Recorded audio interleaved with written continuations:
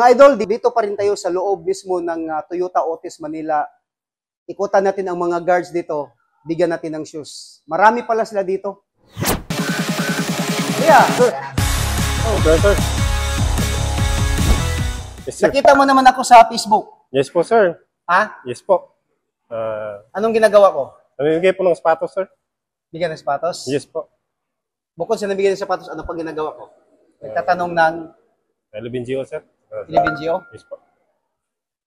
Anong size ng paa mo? 10, sir. 10? Opo. Sige, bigyan kitang shoes, ha? Matinin niya po, sir. Salamat, sir. Salamat.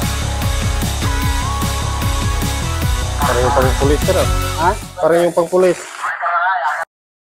Alam mo naman tong Victus, di ba? Kung gaano ka tibay. Dapat matibay ka rin sumagot, ha? Sige nga, magtanong nga ako ng ano sa'yo. 11 General Order. Gusto ko yung number 2. Number 2.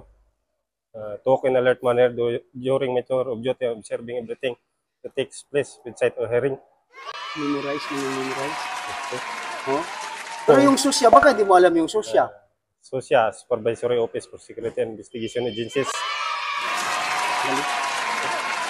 Sir, thank you, sir. Salamat Galing. dito. So, sige na lang, hindi na ako maraming tanong sa'yo dahil kahit anong sigurong itanong ko sa'yo, kaya mong sagutin dahil nakapalo ka sa akin. Yes, sir. Ngayon, Lagi napag-abot tayo dito, pasalamat ka lang sa sponsor ng shoes mo. Thank you sa nag-sponsor ng shoes, Victus. Sir, maraming salamat. Maraming tulong po sa amin, sir. Sa duty namin. So, sa nag-sponsor ng shoes kay Miss Elizabeth Esteron from Taytay Rizal. Ma'am, para sa bagong Pilipinas, mabuhay ka hanggat gusto mo. Life is beautiful. Thank you, kuya. Sir, thank you, sir.